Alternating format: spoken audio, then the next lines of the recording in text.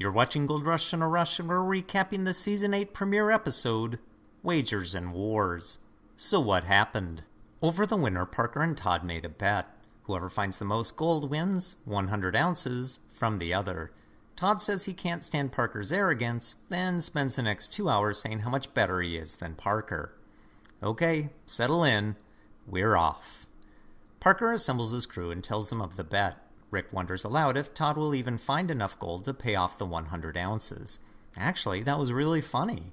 Maybe Rick should be doing these recaps. They need to move Big Red closer to the cut, but it's frozen in the ground, and their season is over. Tune in next season when... Oh, wait. Using 2 excavators, a pressure washer, hand shovels, and a propane tiger torch, they free the wash plant, get it set up, and start running. Except the shaker's not shaking, because Rick forgot to turn it on.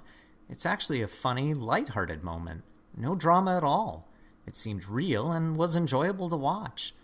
Maybe Gold Rush has changed. Maybe they finally heard from the fans. But then Rick decides to call Todd to brag, and Todd won't take the call, and just like that, we're knee-deep in reality crap again. 3 days later, a loader starts on fire, so they need to get another one from their other claim, but the road has been washed away.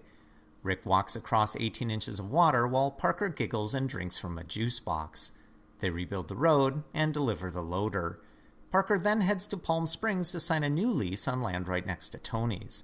For some reason, Parker's hair grows 9 inches while this happens, then gets short again moments later.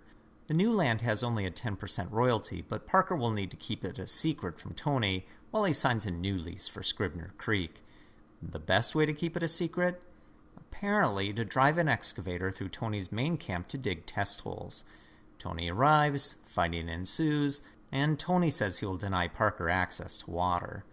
They're swearing, storming away. You know the drill. It's cleanup time. Parker's crew finds 201.9 ounces. Fist bumps for everyone. Tony BEETS is ready to move dredge number 2 again. Well, after the ice breaks from the river. And this year, there's no Gene Cheeseman. Not sure I like that. His replacement, local mining legend Seamus Christie.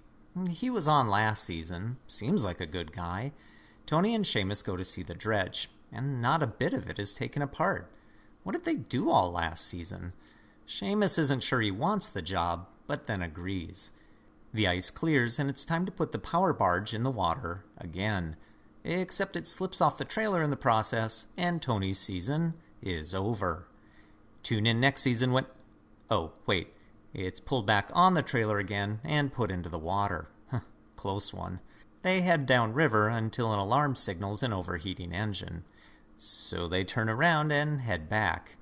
So nothing happened then? This year, Todd is running 3 wash plants: Double Trouble, Rusty Red, and Monster Red. After some motivational speeches and helmet taps, they're off. Hunter asks if he can be in charge of Monster Red. Todd says he can have it for 2 weeks, but then immediately takes charge anyway. Arguing ensues. There's smashing stuff and fighting, and Todd throws out some threats. Thurber almost gets crushed by a conveyor, but it all gets put together. Except the pond isn't holding water. It's draining out through the bottom, and without it, their season is over. Tune in next season when... Oh, wait. The solution is to dump Double Trouble's silt-filled pond, which is right next door, into Monster Red's. And then the silt will fill the holes, or something. I have no idea what's going on, actually. They dig a trench, and then act surprised when the water flows down the hill and into the pond, because gravity is still a pretty new concept, when you think about it. All the leaks in the pond are sealed instantly, and they get to work. Or do they? An injunction from the state shuts down the water source for Rusty Red, so they go ahead without it. A cleanout produces 212.05 ounces of dirty, dirty gold, except the next shot where it's perfectly clean. Todd calls to brag to Parker, then immediately hangs up on him. Classy. Tune in next week when the greatest rivalry ever continues, Todd HOFFMAN versus Gravity. So go and hit the like button, or subscribe below if you like these random ramblings. Or if you really have nothing better to do, go ahead and watch all the past seasons of Gold Rush in a rush.